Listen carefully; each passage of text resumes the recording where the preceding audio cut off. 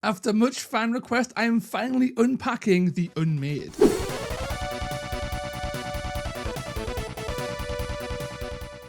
Welcome to All Games on Toast, all of you lovely people. It's me, it's Toast, and today we are looking at one of the first edition warbands, one of the most disturbing to look at, the UNMADE. Just about every warband in Warcry has an underlying theme whereby mechanics and rules are then piled on top to make a coherent whole, and the UNMADE are no exception. But instead of water, fire, spiders, or short people, the UNMADE are about unspeakable nightmares and horrific visages. And in this video, I'm going to break them down bit by bit to help you play the UNMADE in 2024 and beyond. But before we get into all of that, it's time for a little bit of shilling. I am shocked. Shocked. Well, not that shocked. Please consider leaving a like, a comment, and subscribing, as that helps me fight against that dastardly YouTube algorithmic demon. And if you want to help in a more tangible way, then please consider signing up to my Patreon or my YouTube members, or using my Element Games affiliate link down below when buying some new Warcry gubbins. A huge shout out to my patrons and members who you can find on screen now. Badoosh. But with all of that out of the way, it's time to get on with the show. And now for something completely different. And we are back, and we're going to start, as we always do, with their battle trait. It is called Shared Bliss, and it's pretty darn spicy.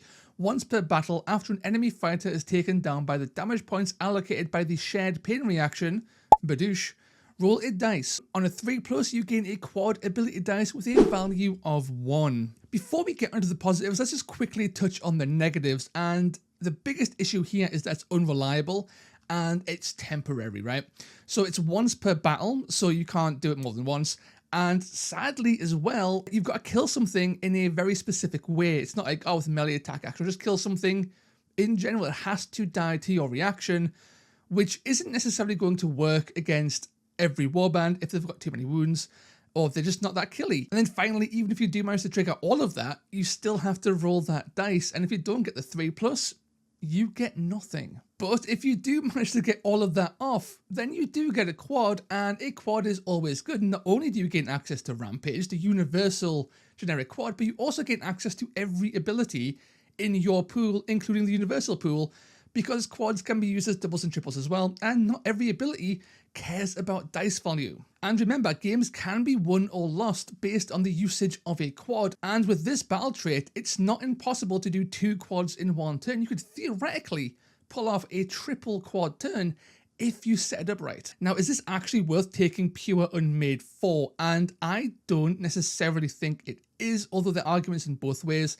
One of the biggest arguments is that the UNMADE's reaction is actually quite good, and it's one of the main ways they do damage.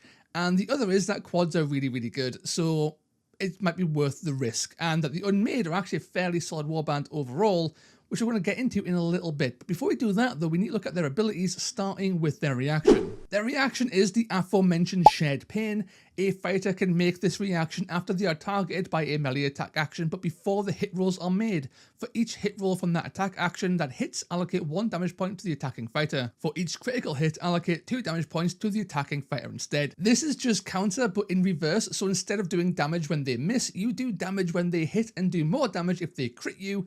And that's pretty darn cool. The UNMADE aren't particularly tough, they're not really that durable, so Shared Pain is just a great way of doing damage to most things. As we'll see later on, the UNMADE have access to some fairly cheap chaff that don't do that much damage, and Shared Pain is the way they do damage to pretty much everything. And remember, Shared Pain doesn't replace counter, so if something is going to hit you on a 5+, no matter how unlikely that may be, use counter instead of Shared Pain. Going on to their more generic abilities, these are abilities that everybody can use. They have 3, and that is 2 doubles and a quad, but we're going to start with Nightmarish Visage.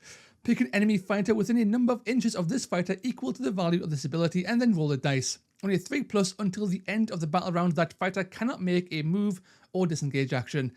This is really good. It is a net, right? It's a net, but it's better in some ways and worse in others, and fantastic in ways that very few nets actually are. So firstly, it has got a variable range, and this is a strength and also a downside, because of course a double 1 isn't all that great, but a double 6 is twice the range of your standard net. Another way in which Nightmarish Visage shines compared to your standard issue net is that it doesn't require line of sight. So they could be behind a wall. They could be on the roof of a building you're in. It doesn't actually matter where they are. If they're in range, you can do it. And that's really cool. That opens up this ability in ways that can sometimes catch nets out. And then finally, it's just as good as any net. It hits on a 3+, that's fairly reliable. And then that's complemented by the fact that if you miss, well, you have a whole warband who can continue to use Nightmarish Visage because everybody has access to it, starting from your lowly chaff all the way to your leader. This ability alone gives the UNMADE a very controlling playstyle because they can uniquely shut down anything they want based on the number of doubles they have, and having 6, 7, 8, 9 nets on the board means you're always threatening to net something. You are never in a position where you don't have a net ready to go, which is really, really cool. Next, we have Barbed Strike. Until the end of this fighter's activation, if an attack action made by this fighter scores any hits or critical hits, subtract 1 from the target's toughness characteristic until the end of the battle round to a minimum of 1. Barbed Strike is interesting as a support ability as it allows your weaker guys to do their damage more effectively, but the downside is that it's competing with Onslaught, and some things are just way too tough, and it'll take way too many uses of Barbed Strike to actually reduce them to a point where it matters. And the cases where it does matter, it's very slow because you yourself don't necessarily gain the benefits of that reduced toughness. You've got to wait until the next guy goes, and it's a little bit clunky and like a little bit naff. And if you're already struggling to wound to begin with, you still have to hit them to get Barbed Strike to trigger the effect. So if you flub your rolls, you not only don't get the effect, but you also completely waste your double, which is always a feels bad moment. And finally, we go into their quad, and this is a really fun quad. It's called the Gift of Agony. And this fighter makes a bonus attack action. Add 3 to the strength and the attack's characteristics of that attack action if this fighter has 1 or more damage allocated to them. This quad is really good. It can be used by anyone, but it really does shine on the Blissful one, the douche, because this guy has the best stats in the warband, getting way more strength, getting way more attacks. It's a really, really fun time when you can pop this off. And the fact that you're getting a bonus attack action in addition to all the bonus stats means you're getting a ton of attacks off despite the added stats only being added to that bonus attack action. An important thing to note is that Gift of Agony is set in stone. The effect is always the same. It doesn't require a high dice value to get the effect off. It just does work, which means it's fantastic with their battle trait Shared Bliss. Basically, once you have Gift of Agony ready to go, you'll pop it and then try and just blow up the nearest thing. And with the sheer number of attacks, you will likely do it fairly effortlessly. But that's enough of their generic abilities. Let's move on to some units, and we're going to start with the Blissful one. And I have the world's biggest love-hate relationship with this guy because his stat line is to die for. 5 attacks, strength 4, 2/6 damage, movement 8, 4 toughness, and 20 wounds is really solid. Is 255 points, and that is disgustingly high, considering that the Shrike Talon, the douche for Corvus Cabal, who isn't a hero granted, so, you know, he can be cheaper because he can't be allied in, is almost 100 points cheaper than the Blissful one, right? He's 85 points cheaper than the Blissful one for what is functionally more or less the same profile, but a couple extra points of crits. And it feels really bad to have to be taxed this highly for the Blissful one, even though the Blissful one is actually quite good. He is just really expensive to the point where the Blissful one limits your ally options if you do take allies because he eats into so many of your points. He alone is a quarter of your warband, and paying that many points for only 20 wounds and movement 4, it's a hard sell, but you've got to buy into it if you want to play UNMADE, sadly, and there's just nothing you can do about it until an FAQ finally comes and amends this injustice of a points. This guy is so expensive, you could easily cut 30, 40, 50 points and he would still be balanced. And that is just a wild thought. Now, he does have an ability. It's a triple called the Vessel of Torment. A fighter can only use this ability if an enemy fighter has been taken down by an attack action made by them this activation. This fighter can make a bonus move action.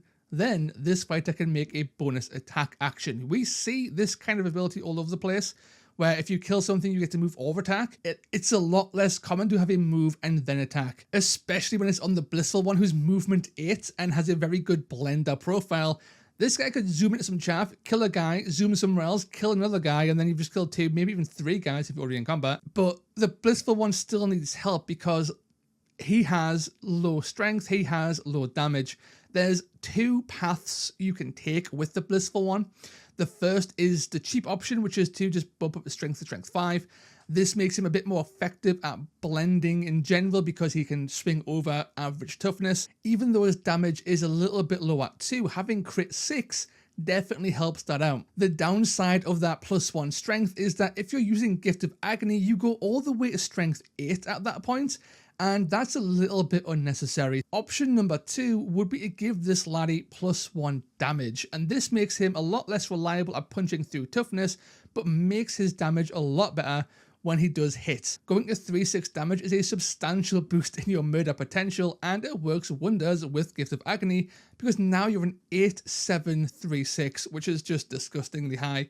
Again, you do need that quad to pull it off, but you know, the Unmade are better at getting quads than most, so it's worth considering. In general, adding the 25 points to bring this guy to 280 points for that +1 damage is a little bit high. It's already rich to take him. Blessing him with a blessing that expensive might be a little bit too much for your blood, but I guess you're already paying an arm and a leg, so why not splurge that little bit more and just take the hit? But either work, and I've used both to great effect. I tend to cut the damage down to a strength if I need some points in my list. Otherwise, I'm happy to pay the extra points for that damage. It's kind of cool. Moving on to our fighters, we have 4, but we're going to start with the Joyous one. This guy has a 4/4/2/4 attack profile, movement 5, toughness 4, and 15 wounds, and he comes in at 140 points. This guy's a little bit too expensive for my liking. Now, I'm a little bit biased here because I play a lot of Corvus Cabal, but I can get this exact profile in Corvus Cabal for like 10-15 points cheaper. So it really turns me off on the Joyous one, even if having movement 5, toughness 4, and 15 wounds is quite a nice, solid profile, especially when his attack profile is also kind of fine. Looking at his ability, you have the triple Flaying Frenzy. Roll a dice for each visible enemy fighter within 3 inches of this fighter. On a roll of a 3 to a 4, allocate 1 damage point to the fighter being rolled for. On a roll of a 5+, allocate a number of damage points to the fighter being rolled for equal to the value of this ability. I really, really like Flaying Frenzy. This ability is, again, not to bring up Corvus Cabal in an Unmade video again, but it's very similar to Raven Dart. Now, it is a triple compared to a double, but it's also an AoE as opposed to a single target. So if you get your Joyous one into a group of guys on an objective, you pop this, you're doing a reliable 1 damage chip to pretty much everything, and then you could spike to that 6 damage on that 666. And with the sudden resurgence of Horde-ish warbands to counteract the hyper elite meta we're in, the Joyous one does do work at countering the counter meta. It's pretty good against the undead, goblins, skinks, that kind of thing. And even mid-range things with like 12 wounds will not like being hit for 6 damage on mass potentially. So the Joyous one has a place, and once you throw in his blendy profile, you can get him in there into some chaff and just start shredding. I've used him before by running him into a deployment zone for turn 2. So when they spawn in, he then does his little frenzy flare, does a bunch of damage, then starts attacking with his 8 attacks overall with 2 attack actions, and he's done a fair chunk of damage, but he's also one of the guys I tend to cut first because 140 points still feels a little bit rich for what you're getting here. Moving on to the Ascended one. The Ascended one is one of the reasons why I don't like the Joyous one quite so much, because the Ascended one has the same offensive profile as the Joyous one, but is 30 points cheaper. Now, the trade-off is that you don't have Flaying Frenzy, you have -1 movement, and you only have 10 wounds.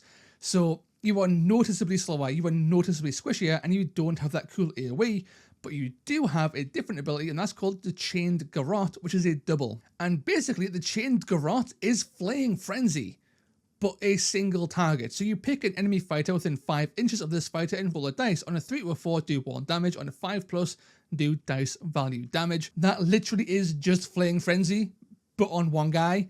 And I like this kind of ability. I use this kind of ability in Corvus Cabal all the time. It always does work. And when you need to do a bit of damage on something that is at a distance, or is low on wounds, or is like 1 hit from death, or has a really high toughness, and you just want to try and punch through it, on a 5+, doing up to 6 damage is pretty darn good, especially since if you're going to attack normally, you're hitting a lot of things on the 4+ or 5+ anyway. You might as well gain the benefits of, you know, a extra big hit on that 5+ as opposed to just doing 2 damage. So that does lead me into taking an Ascended one or two when I am running my list, because I like that ability a lot, and he's not that expensive, even though he does suffer from being 110 points and having less than 12 wounds. This guy has a fairly low wound count for his cost, but his attack stats for his cost is pretty darn good, so bear that in mind. Moving on to our last 2 models, we have the Awakened ones, and we have the Awakened one with Brutal Polearm and the Awakened one with Flail, and both are good. Why are they so good? It's because they are cheap, they have 10 wounds, and their melee weapons have a decent range to them. Of the two, I prefer the Flail, because even though the Flail does less damage than the Brutal Polearm, the Flail just has more options, and that range 3 is just nice to have, even if you are only doing 1-2 damage with it. These guys are your chaff. You'll take as many as you possibly can, and whilst I would love to take as many flails as humanly possible, the kit doesn't allow you to do that, so you'll have a mixture of polearms and flails unless you convert or buy a whole bunch of boxes. But both are absolutely fine, and you're taking them for their numbers and not so much their stats. And remember, these guys are the best way to net, because you don't want to waste your doubles netting with your Blissful ones or your Joyous ones or your Ascended ones, because they're way more expensive and they have better things to do.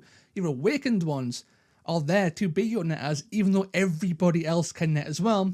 They are the most cost-effective way of doing that, and they're also the most numerous, so you'll have them everywhere. Now, when it comes to allies for the Unmade, they're a Chaos Warband. I'm not going to beat around the bush. These guys are a Chaos Warband. You can take all kinds of things that just work. The standard staples in Chaos all work wonders. Things like Varangard, Vexmore, and Foam-Red Crushers all share the same attractive traits, and that is durability and reliable damage, 2 things that these guys innately lack. So any of those will do work, but of course other staples do apply. This might sound crazy, but taking the Trueblood Badoosh is a tried and tested method to run the Unmade, because when you have a warband full of nets, why not add another net just to keep on theme, right? And that might sound silly, but the Trueblood has the only guaranteed net in the game. If you want to make sure something is locked down, having the Trueblood there is another fairly cost-effective way of doing that. I'm also a pretty big fan of the Mindstealer Sphere ranks in the Unmade, because this thing is fast, it's fairly durable, and it has nice offensive stats that I nearly always give +1 damage to, and of course it brings a toolbox worth of abilities, all of which the Unmade can make great use of, one of which is, you guessed it, another net. Before I leave to return to the content mines, have a sneaky little list on me, Badoosh.